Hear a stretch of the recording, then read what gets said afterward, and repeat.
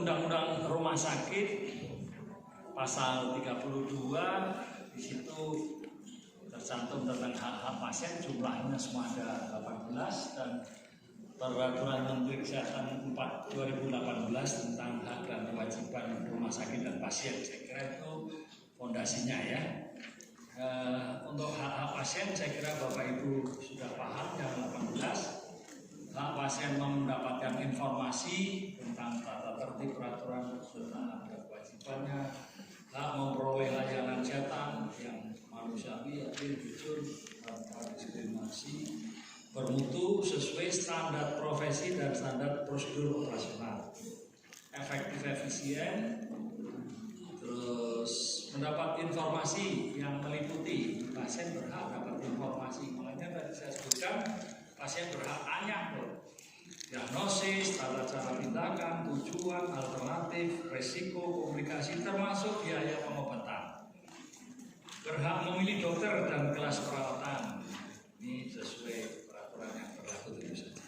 Second opinion, termasuk memberikan persetujuan atau menolak tindakan ya. Ini memperoleh keamanan keselamatan selama dalam perawatan di rumah sakit. Jadi pasien pertama di rumah sakit itu keluarganya sudah nitipkan pasien dari rumah sakit mesti aman ya. Hak untuk mendapatkan privasi dan kerahasiaan penyakit, dan hak didampingi keluarga dalam keadaan kritis. Jadi kalau kritis itu berhak mendapatkan pendampingan dari keluarga. Hak menjalankan ibadah sesuai agama dan kepercayaan, dan menolak pelayanan bimbingan rohani yang tidak sesuai dengan agama dan kepercayaan. Hak mengajukan pengaduan, usul, saran perbaikan, termasuk hak mengeluhkan pelayanan rumah sakit melalui media cetak, elektronik, dan seterusnya. Ini yang nomor 17 itu hak yang paling tidak disukai rumah sakit. Berhak menggugat dan atau menuntut rumah sakit bila rumah sakit diduga memberikan pelayanan tidak sesuai standar baik perdata maupun pidana ya. Total semuanya berapa Bapak Ibu? 18 ya.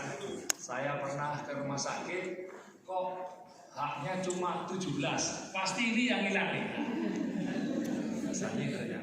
Jangan dikira kalau ini hilang terus nanti pasien tidak ngerti karena ini ada di mana di Undang-Undang Rumah Sakit. Itu adalah dokumen publik, itu publik mesti tahu gitu ya. Baik, saya mulai saja karena semua ada 8 HPK. Mungkin saya mulai pertanyaan nanti untuk HPK 6, 7, dan 8. Adakah rumah sakit yang ada penelitian klinik atau uji klinik untuk HPK 6, 7? Ada enggak? Penelitian klinik dan uji klinik? Tidak ada. Adakah rumah sakit yang melaksanakan transplantasi organ? Tidak ada. Berarti nanti HPK 6, 7, 8 itu TDD. Kalau TDD tidak usah dibikin regulasinya ya, nambah pusing aja. Kalau TDD tidak perlu saya jelaskan juga ya. Baik, berarti penjelasannya Bapak Ibu dapat korting. 6, 7, dan 8 tentang penelitian klinis dan uji klinis dan transplantasi dan donasi organ. Ya, mahasiswa keperawatan melibatkan pasien sebagai subjek penelitian apa tidak? Melibatkan. Kalau begitu tadi saya tarik, saya akan jelaskan. Oke, kita lanjutkan. Ini regulasi tentang tanggung jawab rumah sakit mendukung hak dan kewajiban pasien serta keluarga ya. Rumah sakit harus punya regulasinya. Nah, pimpinan rumah sakit juga harus paham tentang hak dan kewajiban rumah sakit. Nanti direkturnya akan diwawancarai ya. Demikian juga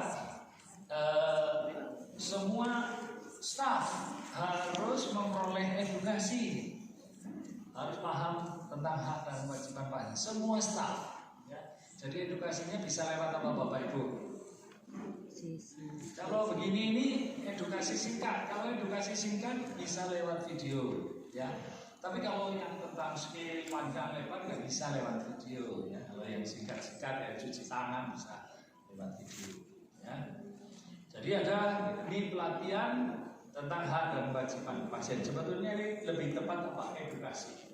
Semua staf harus tahu. Jawabnya tidak sulit. Kalau Bapak Ibu ditanya pasien atau surveyor yang nanya nih, apa yang Anda ketahui tentang hak dan kewajiban pasien? Jawabannya sederhana. Kami di sini punya leaflet atau bannernya. Saya ambil dulu ya leafletnya. Nah, gitu Bapak Ibu. Ambil, jelaskan satu persatu sambil baca. Tidak wajib menghafalkan ya. Sebab saya yakin surveyor tidak hafal juga. Sesama orang yang tidak hafal kok tidak boleh saling mendahului. Tidak adil kalau dia tidak hafal seluruh orang. Dan tidak banyak manfaat dari hafal menghafal. Jadi jelaskan dengan banner atau dengan leaflet. Kalau gitu harus tersedia leaflet dan banner. Ya wajib. Wajib. Oke. LPK 1 tentang kita di dalam memberikan asuhan, apakah asuhan medis, keperawatan, farmasi, gizi dan asuhan lain kepada pasien, maka kita harus menghargai agama, keyakinan dan nilai-nilai pribadi dari pasien. Dan kalau ada permintaan bimbingan rohani, kita harus merespon permintaan tersebut. Jadi rumah sakit harus punya bukti tertulis identifikasi agama, keyakinan dan nilai-nilai pribadi. Di sini ada di mana direkam medis. Bapak Ibu kebanyakan rekam medis hanya nanyakan agama saja. Dan ini tugas keperawatan di dalam pengkajian ya Bapak Ibu. Kenapa? Karena perawat itu didesain untuk melihat pasien sebagai makhluk seutuhnya, yaitu makhluk dilihat dari aspek bio, psiko, sosio, kultural, spiritual. Jadi ini bagian dari pengkajian itu tentang spiritual. Sehingga pertanyaan di rekam medis itu agama, terus lanjutkan keyakinan dan nilai-nilai pribadi. Ya. Karena pengkajian itu bagi keperawatan untuk asuhan keperawatan kan nanti bermanfaat untuk membuat diagnosis keperawatan, tapi juga bermanfaat untuk memberikan informasi kepada dokter. Contohnya misalnya ada pasien datang dengan nyeri dada, sesak napas, kemudian mengarah ke jantung. Bapak Ibu disenarkan pasien sebelum di poliklinik sebelum ketemu dokter harus sudah ketemu perawat dulu, yaitu apa? Assessment keperawatan rawat jalan. Nah itu sudah di analisis oleh perawat dulu, ya. Nah tadi pasien datang dengan sesak napas, jadi apa hilang semua gambarnya ini.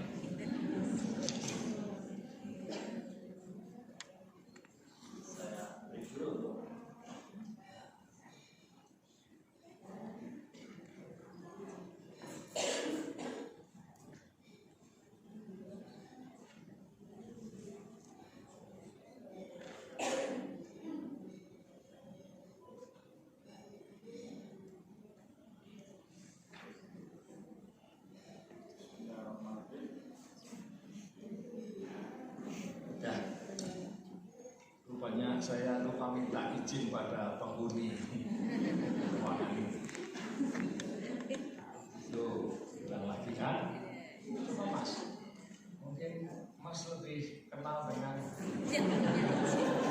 penghuni di sini.